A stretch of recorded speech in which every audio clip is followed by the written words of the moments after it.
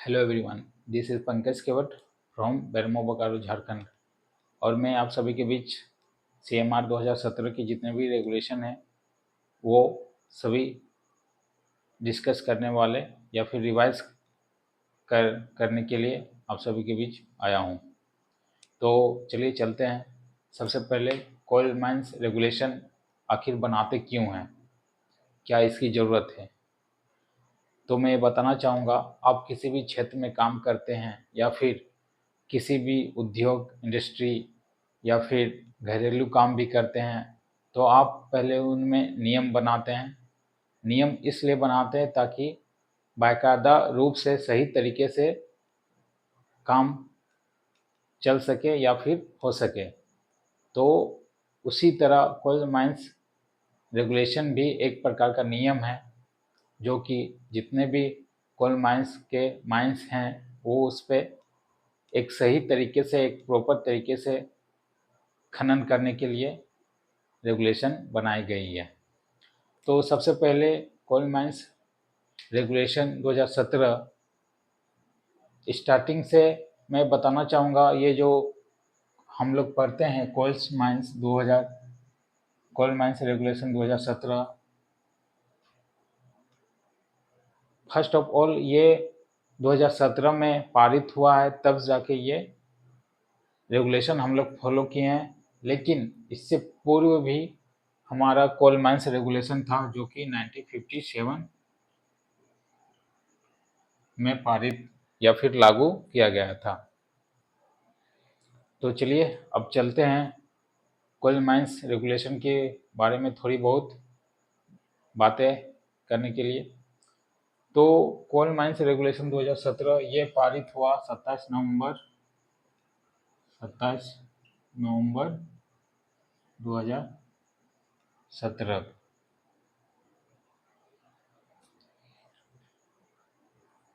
इसे बनाने के लिए टोटल 5 स्टेप होती है। और इसे बनाते कौन है? इसे सेंट्रल गवर्नमेंट के सदस्य ही बनाते हैं। तो 5 स्टेप में पहला स्टेप जो होती है वो इसके नियम या फिर आप बोल सकते हैं ड्राफ्टिंग।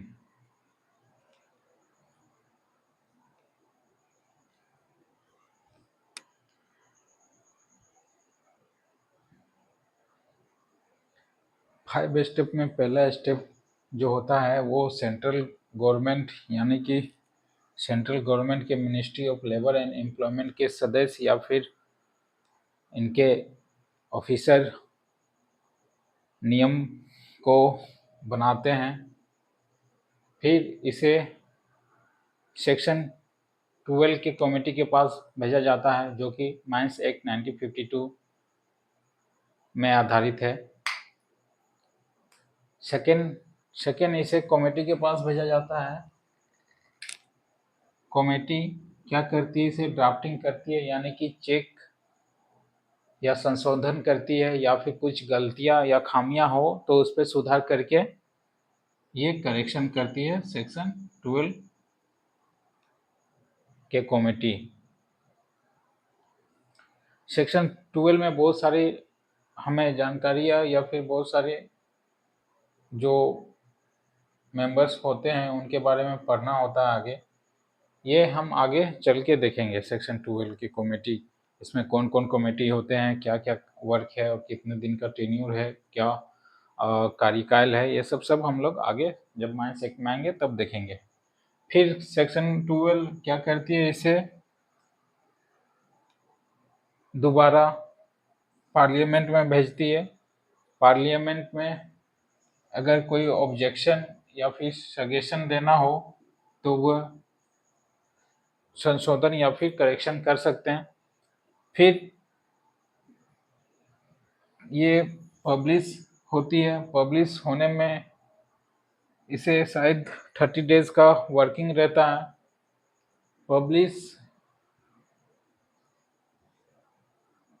पब्लिश ये गेजेट में होती है। गेजेट ऑफिसर्स या गेजेट के जितने भी मेंबर्स होते हैं उन्हें अगर किसी प्रकार का डाउटफुल रहता है तो वो इस पर हस्तक्षेप करते हैं। फिर ये गैजेट से होते हुए 5वां स्टेप में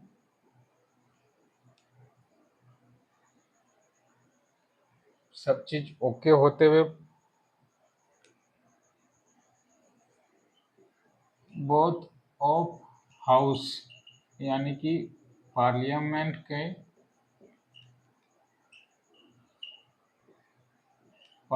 के हाउस में इसे पारित कर दिया जाता है, जो कि 30 डे का प्रोसेस रहता है। ये 30 दिन का प्रोसेस होता है।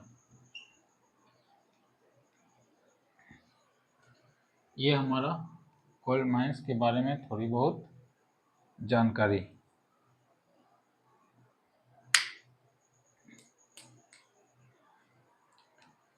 इसमें से अगर क्वेश्चन देखा जाए तो क्वेश्चन ये बन सकता है कि कोल माइंस रेगुलेशन किस डेट पे से लागू होती है। तो हमारा आंसर रहेगा 27 नवंबर 2017 से कोल माइंस की जो रेगुलेशन होती है लागू की जाती है।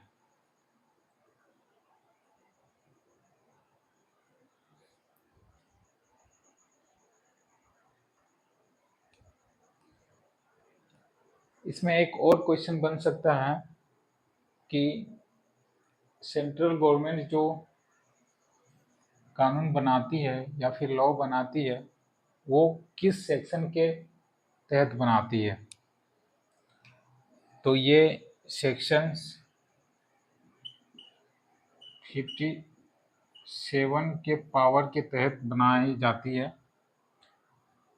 और ये section 57 minus act 1952 act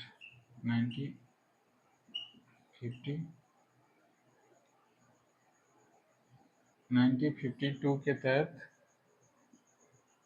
central government को पावर दी गई है संशोधन लॉ या फिर कानून बनाने के लिए। इसमें एक और क्वेश्चन हो सकता है कि 2017 में जो कोल माइंस रेगुलेशन पारित हुई थी इसकी ड्राफ्टिंग या पब्लिश्ड कब हुई थी। तो ये हमारा एक क्वेश्चन और बन सकता है।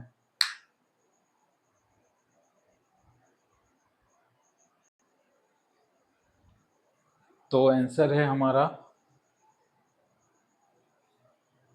कि ड्राफ्टिंग कब हुई थी। तो ड्राफ्टिंग हमारा हुई थी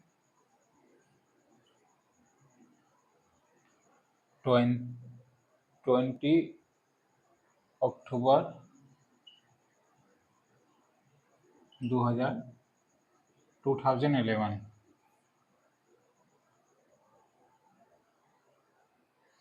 इस डेट को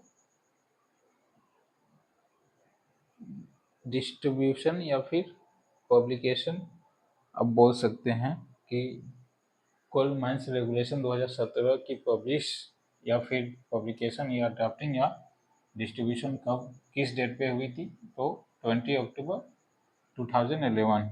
ये हमारा 2-3 क्वेश्चन कोल माइंस के जनरल इंट्रोडक्शन पे बनी।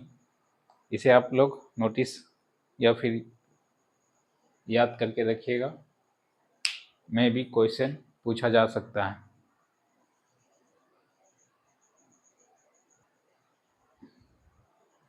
तो चलिए चलते हैं रेगुलेशन की ओर। Regulation 1 premium, regulation 2 definitions and regulation 3 जो हमारा मुख्य उद्देश्य रेगुलेशन पढ़ना है वो रेगुलेशन 3 से स्टार्ट होता है। रेगुलेशन 2 डिफिनेशन बहुत सारे डिफिनेशन भी है उसे आप देख सकते हैं और मैं बाद में last of ending of regulation देखेंगे उसको। फिलहाल रेगुलेशन 3 को चलते हैं। रेगुलेशन 3 क्या कहती है? Regulation 3 notice of opening. It means आप अगर किसी माइंस को या खदान को ओपन या फिर ओपनिंग करते हैं तो आपको अनिवार्य होता है कुछ अधिकारियों को नोटिस देना। तो उसी के according regulation 3 notice of opening बना गया है। तो नोटिस ऑफ ओपनिंग के तहत हमें चार ऐसे सदस्य होते हैं जिसे नोटिस दिया जाता है। तो पहला पर्सन हमें CIM को नोटिस देते हैं, जिसकी फुल फॉर्म होती है chief inspector of mines. Chief inspector of mines. फिर इसके बाद हमें रिम को नोटिस देना होता है। इसे हम लोग रीजनल इंस्पेक्टर ऑफ माइंस कहते हैं। फिर हमें डिस्ट्रिक्ट मजिस्ट्रेट को भी नोटिस देना होता है। फिर एक को नोटिस हमें IBM को देना होता है।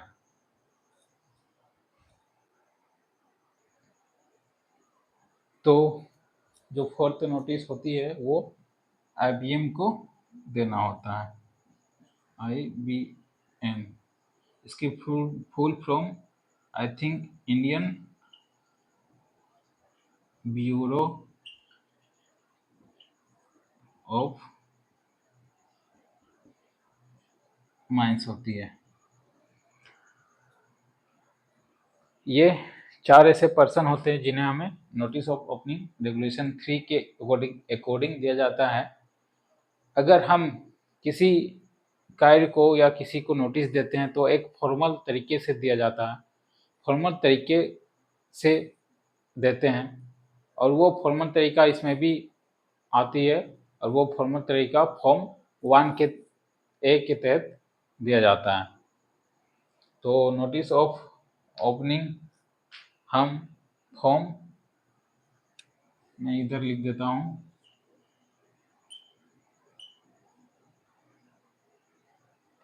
फॉर्म 1A के तहत नोटिस ऑफ ओपनिंग दिया जाता है। अब इसे हम कितने दिनों पहले देते हैं? तो इसकी आंसर होगी बिफोर 30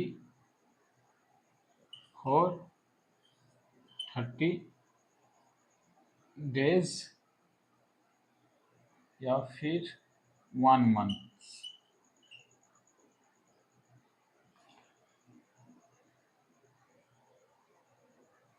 ये हमारा रेगुलेशन 3 के अकॉर्डिंग कुछ क्वेश्चन या फिर कुछ सेंटेंस है। इसमें हमारा क्वेश्चन ये बन सकता है कि रेगुलेशन 3 के अकॉर्डिंग हमें किसे किसे नोटिस देना होता है। तो हमें नोटिस CIM, RIM, DM और IBM को देना होता है। फिर दूसरा क्वेश्चन इसमें में भी बन सकता है कि किस फॉर्म के तहत हमें माइंस ऑफ ओपनिंग रेगुलेशन 3 को देखते हुए नोटिस भेजते हैं। किस फॉर्म के तहत माइंस ऑफ ओपनिंग रेगुलेशन 3 को देखते हुए हमें नोटिस भेजते हैं? तो फॉर्म 1A के तहत हम नोटिस देते हैं, और कितने दिन पहले देते हैं? ये 30 डेज या फिर 1 मंथ पहले देते हैं। ये 2-4 क्वेश्चन हमारा बना। इसमें और क्वेश्चंस अगर बन सकता है, इसमें 2-4 और भी क्वेश्चंस बन सकते हैं कि किस सेक्शंस के तहत ये फॉर्म सबमिट किया जाता है या फिर ये नोटिस सबमिट किया जाता है। तो सेक्शन 16 के तहत हमें नोटिस भेजना होता है या सबमिट किया जाता है। इसी में से ये जब माइंस ओपन करते हैं, जब भी कोई माइंस या खदान ओपन होती है तो मुख्य रूप से प्लान बनाया जाता है और प्लान के अकॉर्डिंग हमें माइंस में चलना होता है। तो जब हम रेगुलेशन के 3 के अकॉर्डिंग नोटिस भेजते हैं तो उसमें से भी 2 प्लान हमें भेजना होता है और वो प्लान एक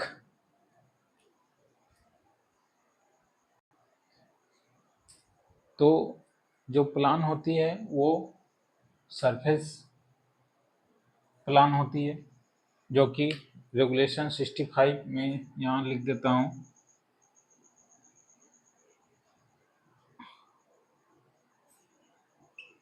रेगुलेशन 65 ये हम लोग आगे चल के पढ़ेंगे।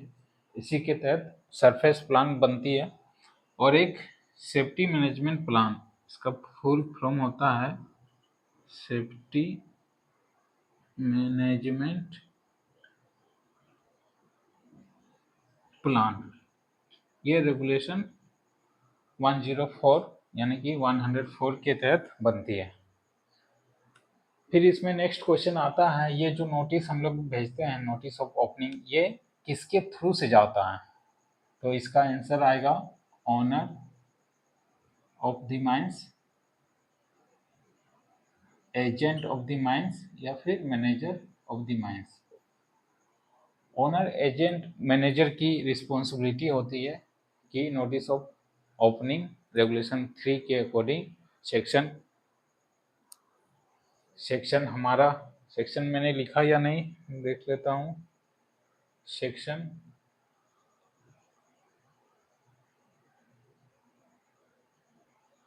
यस, सेक्शन 16 के तहत किसको किसको देना होता है? CIM, RIM, DM and ABM। इसमें बहुत सारे स्टूडेंट ये गलती करते हैं कि क्वेश्चन जब हमारा बनता है, एक लास्ट क्वेश्चन कि माइंस ओपन हो जाने के बाद हमें किसी को नोटिस या सूचना देना होता है या नहीं, तो बहुत सारे स्टूडेंट ये गलती कर देते हैं कि सूचना देना तो अनिवार्य है, लेकिन किन्हें किन्हें दिया जाता है, वो CIM, RIM, DM और IBM चारों को चारों ऑप्शनों को देखते हुए बताते हैं। बट ऐसा नहीं है। जब हमारा माइंस ओपन हो जाता है या फिर ओपनिंग के तहत ये चारों को सूचना दिया जाता है, लेकिन जब माइंस ओपन हो जाता है तो हमें बस 3 लोगों को ही सूचना या फिर कॉन्टैक्ट फॉरवर्ड किया जाता है, जो कि CIM, RIM और DM को करते हैं। ये IBM को हम लोग माइंस ओपनिंग होने के बाद सूचना नहीं देते हैं और ये सूचना फॉरवर्ड देते हैं, यानी कि तुरंत फॉरवर्ड। जब माइंस ओपन हो जाती है तब फॉरवर्ड यानी कि तुरंत देते हैं। किसके माध्यम से? या तो आप टेलीफोनिक माध्यम से दे सकते हैं या फिर नोटिस के माध्यम से दे सकते हैं। तो यह हमारा कुछ क्वेश्चन रेगुलेशन 3 के अकॉर्डिंग बना। फिर आगे हम लोग चल के देखेंगे रेगुलेशन 4। आज के लिए इतना काफ़ी, या फिर एक मिनट में और देख लेता हूँ इसमें और क्या क्वेश्चन बन सकता है।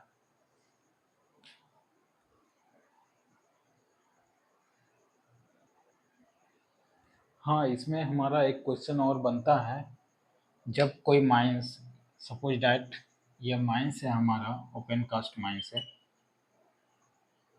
और ये हमारा माइन बाउंड्री है। अगर इन द केस हम माइन बाउंड्री एक्सटेंड करते हैं या फिर चेंज करते हैं तो इस रेगुलेशन 3 के अकॉर्डिंग हमें विथ इन 7 डे बिफोर या फिर विद इन 7 डे नोटिस देना होता है। जब भी माइंस बाउंड्री चेंज होती है या फिर एक्सटेंड करती है तो हमें विद इन 7 डेज नोटिस देना होता है। और ये नोटिस किसे जाती है? ये नोटिस CIM, RIM और DM को जाती है। माइंस बाउंड्री चेंज होने के लिए हमें IBM या फिर माइंस ओपन होने के बाद IBM को नोटिस नहीं देते हैं।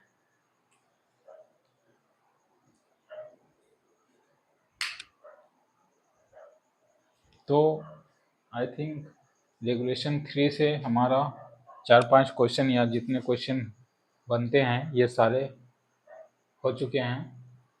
इन्हीं के बेसिस पे क्वेश्चन आपसे घुमा फिरा के पूछा जा सकता है।